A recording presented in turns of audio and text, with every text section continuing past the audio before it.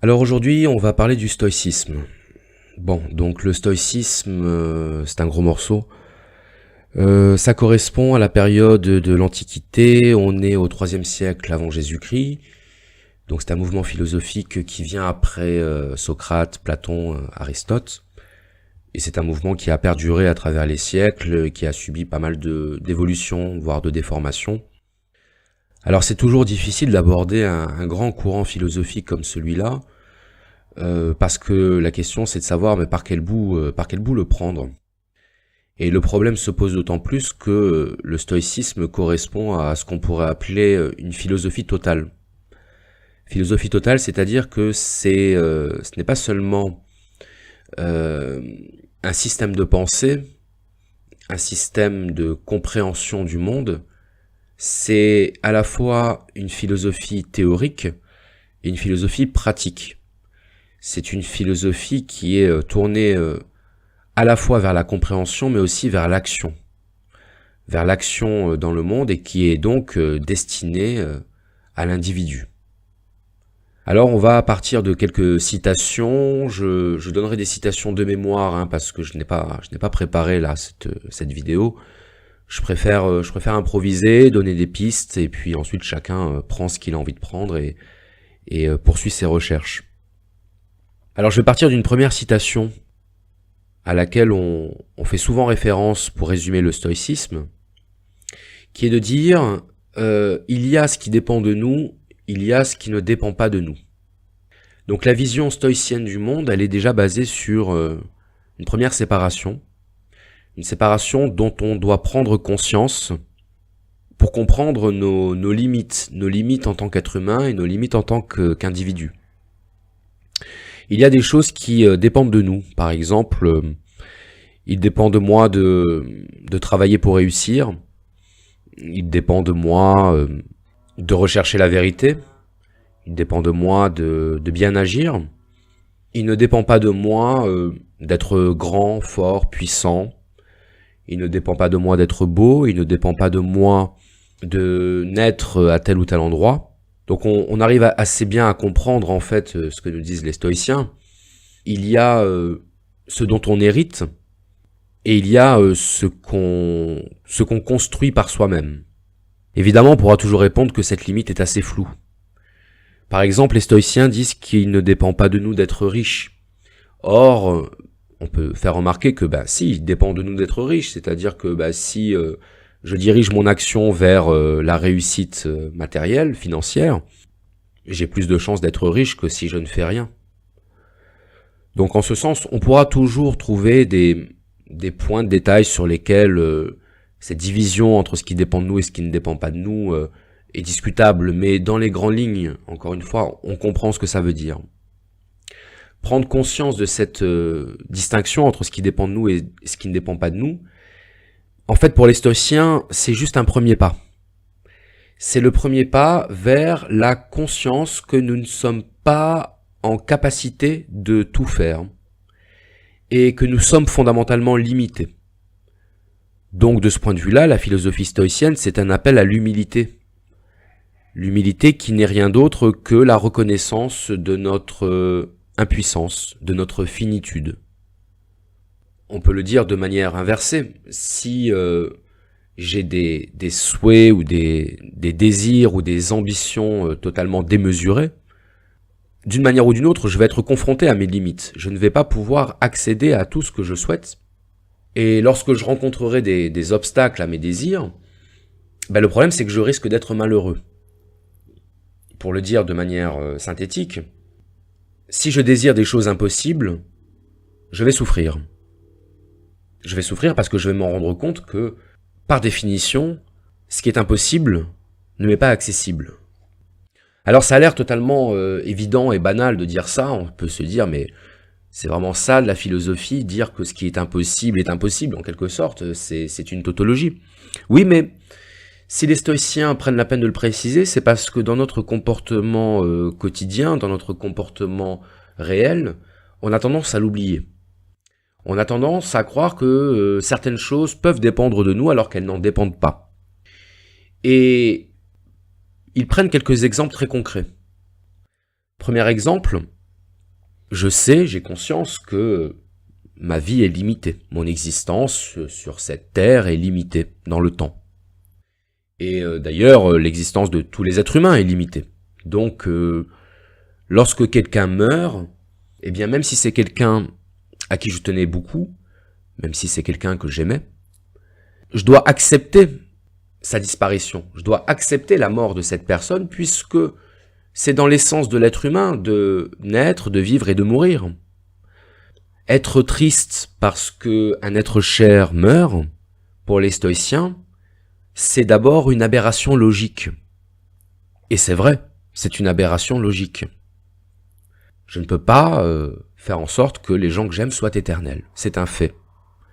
Donc cette première limite de la nature humaine, qui est la mort, donc la limite temporelle, mais je ne dois pas seulement savoir qu'elle existe, je dois l'accepter.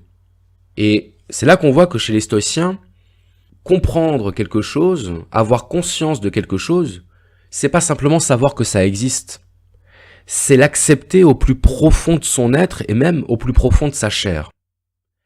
Et c'est à ce moment-là qu'on s'aperçoit que la philosophie stoïcienne n'est pas seulement une philosophie théorique, mais bien une philosophie pratique.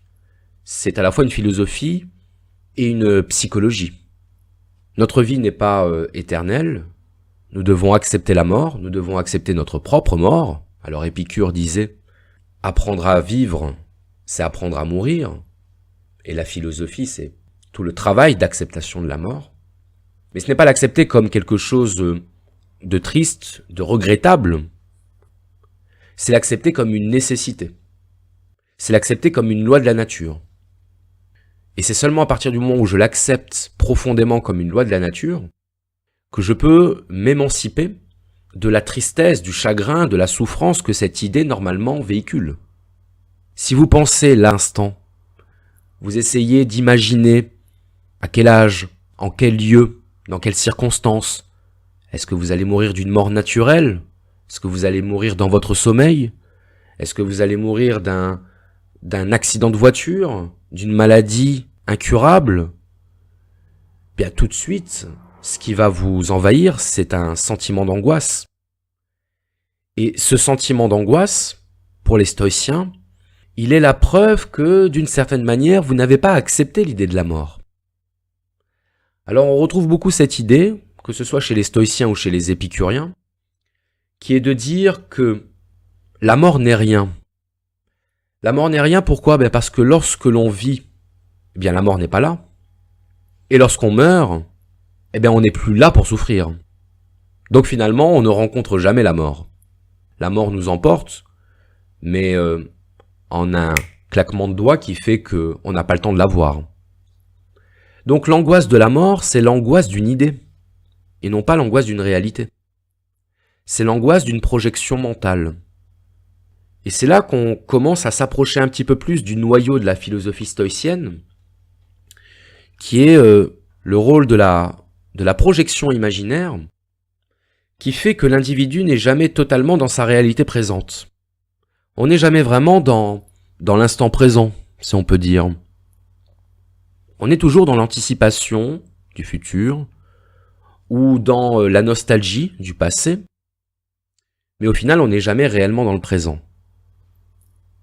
Le problème de ces projections, c'est qu'elles font naître en nous des émotions que les stoïciens appelaient des passions.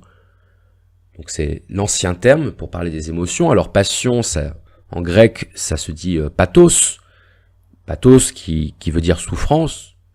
Et la passion, c'est aussi ce face à quoi nous sommes passifs. C'est ce que nous subissons. La peur, le regret, la jalousie, l'envie, la colère. Tout ça, ce sont des émotions, ce sont des passions.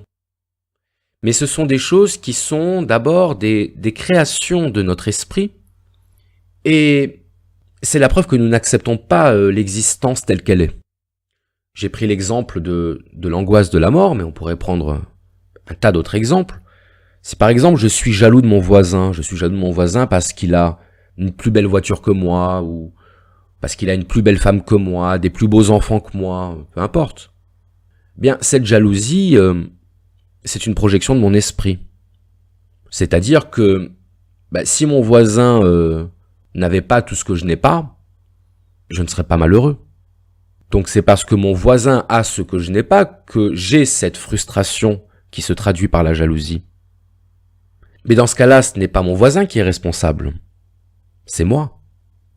C'est moi qui laisse cette pensée et les émotions qui découlent de cette pensée. C'est moi qui laisse ces émotions prendre le dessus. Prendre le dessus sur moi, prendre le dessus sur mon état affectif. Donc j'en suis responsable. Donc ça dépend de moi. Et là on en arrive à cette idée des stoïciens qui est que je ne dois pas être affecté par ce qui ne dépend pas de moi. D'accord? Donc premier constat, il y a ce qui dépend de moi, il y a ce qui n'en dépend pas. Deuxième constat, je ne dois pas être affecté par ce qui ne dépend pas de moi. Je disais tout à l'heure que la peur de la mort, pour les stoïciens, c'était une aberration logique. Mais en fait, pour les stoïciens, toute émotion est une aberration logique. Pour une raison simple qui est qu'une émotion ne résout pas le problème qui en est la cause. Alors en réalité, pour les stoïciens, la cause de nos émotions, c'est nous-mêmes. Mais nous identifions spontanément la cause de nos émotions à quelque chose d'extérieur à nous. Si je suis en colère, ce n'est pas de ma faute, c'est parce qu'on m'a rendu en colère. C'est parce qu'on m'a mis en colère. Pour les stoïciens, ça, c'est de la foutaise. Si on est en colère, c'est parce qu'on n'arrive pas à maîtriser nos émotions. Et l'autre n'est qu'un prétexte pour justifier notre colère, c'est-à-dire pour justifier notre incapacité à maîtriser nos émotions. Nos émotions, nous en sommes responsables. Une preuve de ça, c'est qu'il y a des personnes qui arrivent très bien à gérer leurs émotions. Il y a des personnes qui arrivent à ne pas se laisser perturber ou affecter par des événements extérieurs, y compris des événements qui peuvent apparaître comme extrêmement graves et pénibles. Et d'ailleurs, on dit de ces personnes qu'elles savent rester stoïques. Stoïque, dans le langage courant, ça signifie impassible. Impassible, sans passion. C'est une forme d'indifférence, mais qui n'est pas une indifférence, disons, liée à une absence de conscience. Au contraire. C'est une indifférence maîtrisée, c'est une indifférence assumée, puisqu'elle correspond à la conscience qu'il y a certaines choses qui ne dépendent pas de nous. Et les stoïciens nous disent, pourquoi être affecté de ce qui ne dépend pas de toi? Ça ne résoudra pas le problème. La colère ne va pas faire disparaître les raisons de la colère. La jalousie ne va pas faire disparaître les raisons de la jalousie. Pour les stoïciens, les émotions, c'est un petit peu la chaleur que produit une énergie que nous n'arrivons pas à canaliser. Alors on a besoin d'extérioriser cette énergie par une émotion. Mais ça ne résout pas le problème. Si je me cogne le genou contre le coin de ma table basse, j'aurais beau insulter ma table basse ou lui taper dessus, ça ne va pas faire disparaître ma douleur. Quoique. Ça va me permettre de dépenser l'énergie qui est due à ma douleur et à la colère qui résulte de cette douleur. Si je regarde une émission télé avec pour invité principal BHL, j'aurais beau l'insulter et jeter ma télécommande à travers ma télé, ça ne résoudra rien. Donc ce que nous disent les stoïciens, c'est que il ne sert à rien d'être dans l'émotion et que à travers nos émotions, en réalité, on masque notre incapacité à accepter le monde tel qu'il est. C'est pour ça qu'une autre des citations des stoïciens, c'est de dire « Ne cherche pas à changer la réalité, mais à changer le point de vue que tu as sur la réalité. » Alors là, évidemment, on va se dire « Mais qu'est-ce que c'est que cette philosophie qui est finalement une philosophie de la soumission, une philosophie de la passivité ?» C'est légitime de se dire ça. Si j'accepte tout, c'est une forme de renoncement. Ça revient à dire... Je dois accepter les injustices, je dois accepter par exemple que l'on puisse me mentir, que l'on puisse me voler, que l'on puisse me tromper. Je dois accepter l'immoralité de mon voisin, parce que les stoïciens me disent que si je n'accepte pas, je suis dans la folie. Oui et non. N'oubliez pas que les stoïciens font la différence entre ce qui dépend de moi et ce qui ne dépend pas de moi. Il y a des choses sur lesquelles je peux avoir un contrôle. Et les stoïciens nous disent bien, donne-moi la force de changer ce qui peut l'être. Donc la première difficulté, c'est de savoir qu'est-ce qui peut être changé et d'agir à mon niveau sur ce qui peut être changé. Mais je ne dois pas avoir des prétentions qui sont au-delà de mes moyens. Je ne dois pas penser que je suis capable de révolutionner le monde tout seul avec mes petits bras. Je dois accepter que seul, les changements que je peux apporter, les transformations que je peux opérer sur le monde, eh bien, elles seront à l'image de mes capacités. C'est-à-dire pas grand-chose. Relativement au monde, pas grand-chose. Mais j'ai le choix entre faire ce que je peux faire et laisser tomber en disant « après tout, ça sert à rien ». J'ai le choix. Je peux accepter de renoncer et de me dire « à quoi bon ?» Mais dans ce cas-là, pour les stoïciens, je ne fais pas ce qui dépend de moi. J'abandonne, je renonce, je démissionne. Mais pourquoi ? Parce que je ne supporte pas l'idée de ne pas avoir plus d'emprise sur le monde. Donc en fait, je renonce par ego. Je renonce parce que je dis de toute façon, à moi tout seul, je ne pourrai pas opérer les changements que je souhaite opérer. D'accord ? Mais ça, c'est un raisonnement qui est dicté par l'ego, qui est dicté par l'émotion, qui est dicté par le sentiment et le désir de toute puissance. Mais là, pour les stoïciens, on est toujours dans l'aberration. Donc pour les stoïciens, on agit sur le périmètre sur lequel on peut agir. Et on ne se préoccupe pas du reste. On ne se soucie pas du reste, parce que le reste ne nous appartient pas. Parce que le reste appartient au monde. Et que le monde poursuit son chemin sans nous. Nous faisons partie du monde, nous déposons sur lui notre empreinte, mais nous n'en sommes pas propriétaires. Il appartient à nous en tant qu'individus de faire des choses dont nous sommes capables. Il ne nous appartient pas, en tant qu'individus, d'agir à la place des autres. Donc, plutôt que d'une philosophie du renoncement, moi je parlerai plutôt d'une philosophie de la lucidité.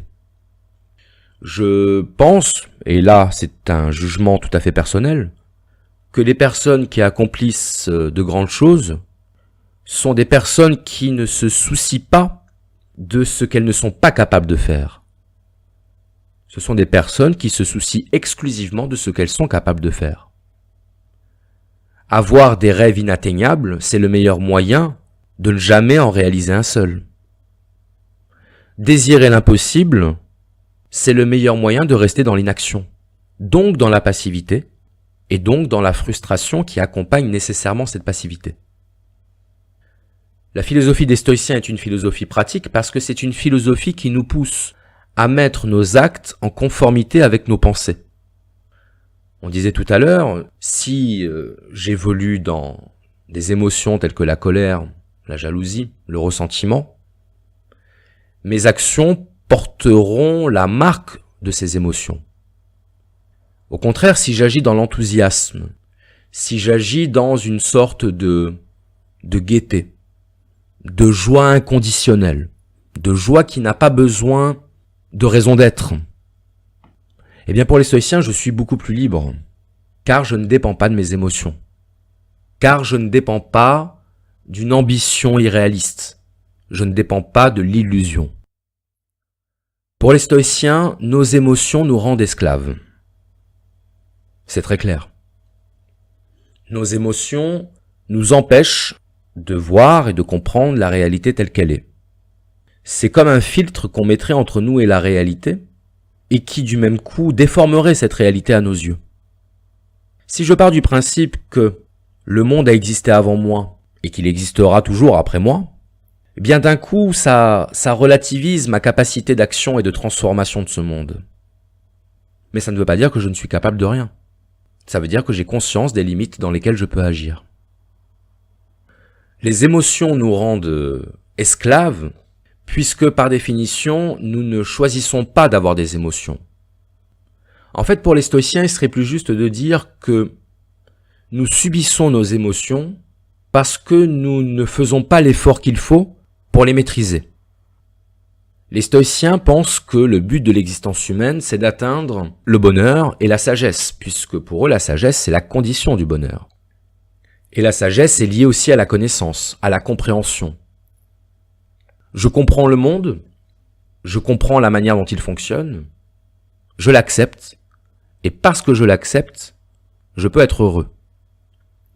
Il y a une phrase de Sartre, pour le coup, qui résume assez bien, en fait, le point de vue des stoïciens, qui est de dire « L'important n'est pas ce qu'on a fait de nous, mais ce qu'on fait de ce qu'on a fait de nous. » Ça veut dire quoi? Ça veut dire que nous avons tous un caractère ou un tempérament, même si il convient de distinguer ces deux notions, et nous sommes tous plus ou moins enclins à ressentir, à éprouver des émotions, des passions. Ça ne dépend pas entièrement de nous. Il y a des gens qui sont plutôt colériques, il y a des gens qui sont plutôt calmes, il y a des gens qui sont plutôt inquiets, d'autres qui sont plutôt paisibles. C'est vrai. Mais rien ne nous empêche de travailler sur ça.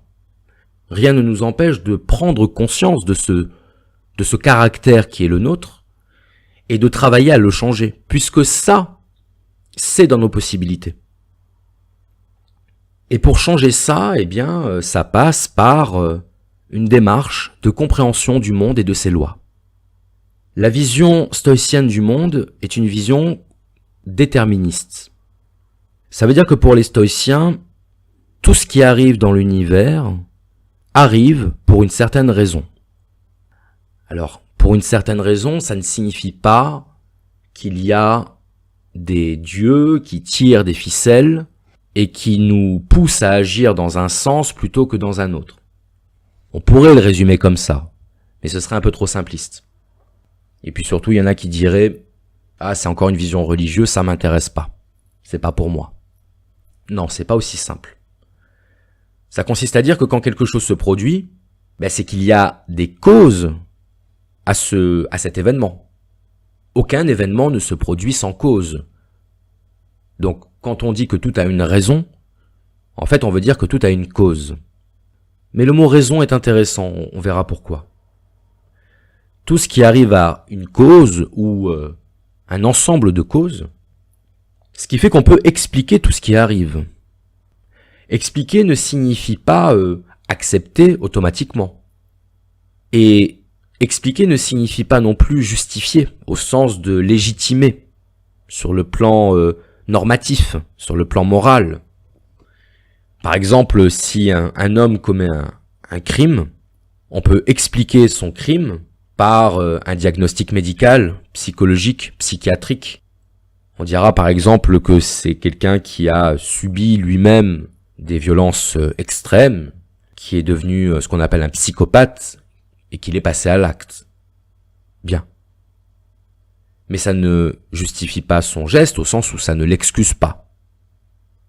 Pour les stoïciens, cette distinction entre expliquer et excuser, elle n'a pas vraiment lieu d'être. Quand je dis qu'elle n'a pas lieu d'être, évidemment qu'elle a lieu d'être dans le cadre social. Mais elle n'a pas lieu d'être au sens où si une chose arrive, c'est que de toute façon, elle avait des raisons d'arriver. C'est que de toute façon, elle a des causes, puisque rien n'arrive sans cause. Tout ce qui arrive est un effet de cause qui le précède. Donc, si on était capable, du point de vue de notre connaissance, d'identifier toutes les causes de ce qui arrive, eh bien on s'apercevrait qu'en fait, tout est normal. Et je devrais dire, plutôt que tout est normal, c'est un terme qui prête toujours à polémique, tout est logique, tout est rationnel, tout est rationnel. La raison englobe tout ce qu'il est possible de comprendre. Et si quelque chose se produit, c'est que cette chose avait des causes, et ces causes sont compréhensibles. Je ne dis pas que nous sommes capables d'identifier toutes les causes de ce qui arrive. Mais on est capable de savoir que ces causes existent. Je vais prendre l'exemple de la coïncidence, la fameuse coïncidence. Vous rencontrez quelqu'un, ça faisait un petit moment que vous l'aviez pas vu, et vous le rencontrez dans un contexte totalement improbable. C'est pas possible qu'on se rencontre ici, là, maintenant.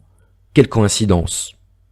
La coïncidence, ou plutôt le sentiment de la coïncidence extraordinaire, c'est quelque chose qu'on a tous déjà vécu, mais qui, pour les stoïciens, correspond seulement à notre point de vue individuel. Et si on voulait être un peu méchant, on dirait qu'il correspond à notre point de vue d'ignorant. D'ignorant parce qu'en fait, nous sommes surpris de quelque chose quand nous n'en connaissons pas les causes. C'est ça en fait la surprise. On ignore les causes. Mais si on avait connu les causes de l'événement avant que cet événement se produise, on aurait été capable de l'anticiper, on aurait été capable de le prédire comme étant la conséquence logique, rationnelle, nécessaire de ces causes. Je vais prendre une image. Imaginez que vous êtes dans le ciel et que vous avez vu sur une ville, vous voyez toutes les rues entre les immeubles, et donc vous voyez toutes les personnes qui s'y déplacent. Et donc vous êtes capable de voir à quel moment deux personnes vont se croiser à un angle de rue, parce que vous avez le point de vue omniscient, vous êtes au-dessus, et donc vous voyez la rencontre avant que la rencontre n'ait lieu. Pour vous, rien n'est surprenant. Mais pour les individus qui se rencontrent et qui se rendent dedans au coin de la rue, c'est extraordinaire. Donc on est dans une question de point de vue en fait. La surprise, l'étonnement, la coïncidence, le sentiment de coïncidence, c'est un sentiment qui est propre à l'individu. Mais si l'individu était capable de s'élever du point de vue rationnel, c'est-à-dire du point de vue objectif, du point de vue omniscient, eh bien en fait il ne serait pas surpris, il s'y attendrait. Pour les stoïciens, rien de ce qui arrive n'est étonnant. Parce qu'ils adoptent ce point de vue omniscient. Parce qu'ils savent que lorsque quelque chose se produit, c'est qu'il y avait des raisons que ça se produise. Et c'est ça le déterminisme. C'est le fait de se dire que tout ce qui arrive est l'effet nécessaire, c'est-à-dire fatal, de causes qui précèdent cet événement. Pour les stoïciens, l'univers est totalement rationnel. S'il est rationnel, il obéit aux lois de la logique, il est donc compréhensible dans sa totalité. Si le réel est rationnel, si le réel est logique, l'homme doit, dans la mesure du possible, se conformer à ce modèle de rationalité. L'homme, en tant que partie de l'univers, doit chercher à se comporter comme cet univers. Plus il se comportera comme l'univers, c'est-à-dire de manière rationnelle et logique, et moins il sera soumis à la souffrance, à la frustration, à la tristesse, bref, moins il sera soumis à ses émotions. Plus il se rapprochera de ce modèle de rationalité, et plus il sera libre, plus il sera heureux. Le bonheur, c'est lorsque je deviens capable de ne plus dépendre de mes émotions, qui sont comme des sangsues qui m'empêchent de déployer mon potentiel rationnel. Alors évidemment, on pourra dire, mais qu'est-ce que c'est que ce modèle totalement inhumain? Oui, effectivement, on peut considérer que c'est quelque chose d'absolument inaccessible à l'être humain, cette capacité d'objectivité absolue qui fait qu'on ne va plus dépendre de ses émotions. On peut le considérer. Mais les stoïciens s'en foutent. Les stoïciens se disent, est-ce qu'on est capable d'aller vers cet idéal? Est-ce qu'on est capable de se déprendre de l'influence de nos émotions? Oui, on est capable. On en est capable. Mais c'est pas facile. Évidemment que c'est pas facile. Mais les stoïciens n'ont jamais dit que la sagesse était quelque chose de facile. Les philosophes, d'une manière générale, n'ont jamais dit que le bonheur ou la connaissance étaient des choses faciles. Ils disent, c'est possible, c'est faisable. La preuve que c'est faisable puisqu'on peut en former le projet.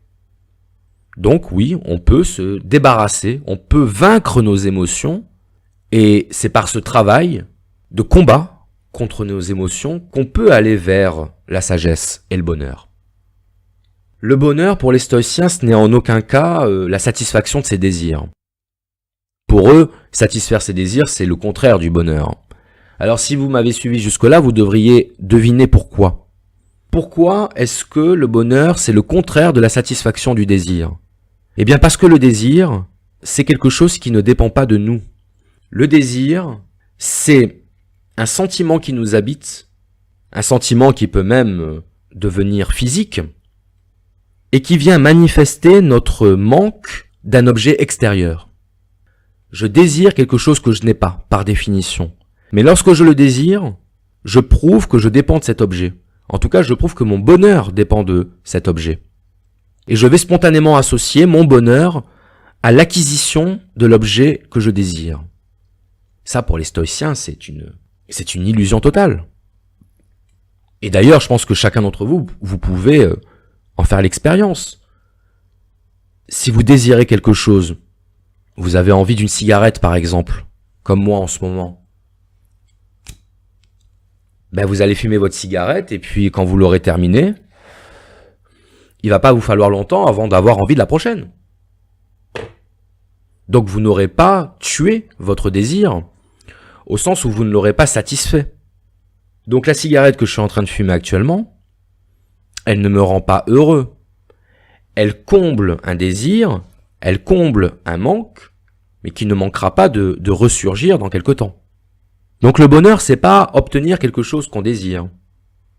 Le bonheur, c'est ne plus dépendre de ses désirs. Le bonheur, c'est ne plus désirer. Je désire quelque chose lorsque je suis en manque. Fatalement. Lorsque je ne suis plus en manque, lorsque je suis comblé, eh bien je ne désire plus. On peut être heureux dans la maladie, on peut être heureux dans la solitude, on peut même être heureux dans la souffrance physique. D'ailleurs, ça me fait penser à une autre citation d'Épictète. Épictète était un esclave, puisqu'il y avait des esclaves qui étaient stoïciens. Vous allez me dire, ah ben, il valait mieux être stoïcien quand on était esclave, ça aidait à supporter. C'est vrai, mais il y avait aussi des empereurs qui étaient stoïciens, comme Marc Aurèle par exemple. Et Épictète, à un moment donné, rapporte une anecdote. Et il disait que on essayait de lui casser le bras en lui faisant une clé, quoi, en le tordant. Et il avait dit, tu vas finir par me le casser, ce bras. Et puis, son bras se casse et il dit, tu vois, je te l'avais bien dit. Donc c'est une citation un peu amusante pour dire que le stoïcien total, le stoïcien accompli, c'est celui qui est capable d'être dans la pure constatation, sans aucune émotion et sans aucune expression de souffrance. Alors oui, on peut considérer que c'est un idéal un peu difficile à atteindre, mais je ferai remarquer que certaines personnes humaines de notre époque sont capables d'atteindre ce genre d'état, ce qu'on appelle les yogis, qui sont capables d'endurer une souffrance absolument intolérable par un détachement de l'esprit. Donc les stoïciens préconisent effectivement ce genre de pratique, notamment la pratique de la méditation, qui est un canal vers la sagesse, au sens où la méditation nous permet de nous concentrer sur notre conscience plutôt que sur notre corps. Alors je vais essayer de conclure. Les stoïciens nous disent qu'il y a ce qui dépend de nous et ce qui ne dépend pas de nous, et qu'il ne dépend que de nous, de ne plus être dépendant de ce qui ne dépend pas de nous. Pour les stoïciens, l'univers obéit à des lois implacables, ce qu'on pourrait appeler les lois de la fatalité, mais la fatalité n'a pas chez les stoïciens une connotation négative. D'ailleurs, si on veut être un peu honnête, c'est surtout dans nos sociétés contemporaines que la notion de fatalité a une connotation négative, puisqu'on considère qu'à partir du moment où il y a fatalité, il y a absence de libre arbitre. Mais pour les stoïciens, c'est pas du tout ça. Le libre arbitre existe pour les stoïciens, au sens où il dépend de nous, de ne pas nous affecter, de ne pas nous émouvoir de la nécessité implacable du monde. Il dépend de nous, et il ne dépend que de nous, d'être heureux dans la situation qui est la nôtre. Ce qui n'implique pas que nous devons être passifs face à l'existence, face à ce qui arrive, ce qui implique seulement que nous devons faire preuve de discernement, de lucidité, sur ce qui peut être changé, sur les raisons de changer ce qui doit l'être, et sur les moyens à employer pour changer ce qui doit l'être. Le stoïcisme, c'est une philosophie pratique. D'ailleurs, aujourd'hui, le stoïcisme s'est en quelque sorte converti dans les techniques de développement personnel. Je n'ai rien contre les techniques de développement personnel. Je pense simplement que elles sont un aspect superficiel de quelque chose de beaucoup plus profond qui est une philosophie à part entière. On ne peut pas simplement prendre l'aspect pratique de la philosophie stoïcienne et se dire que ça suffit. Non. Puisque pour les stoïciens, cette capacité à maîtriser ses émotions, cette capacité à redevenir le capitaine sur le paquebot de notre existence, cette capacité-là ne peut être que le résultat d'une démarche de compréhension du monde. Comprendre le monde ne signifie pas l'accepter, mais il est impossible de l'accepter si on ne cherche pas à le comprendre. Comprendre le monde, c'est comprendre que ce qui arrive a des raisons d'arriver et que ce qui est le seul arbitre. Je peux déplorer à titre individuel une situation, mais il n'empêche que cette situation a une raison d'être. Et peu importe si je n'en comprends pas le sens, peu importe si je n'en comprends pas les causes, il n'empêche que cette situation est là et je ne peux que l'accepter. Il ne sert à rien de résister face à ce qui est implacable.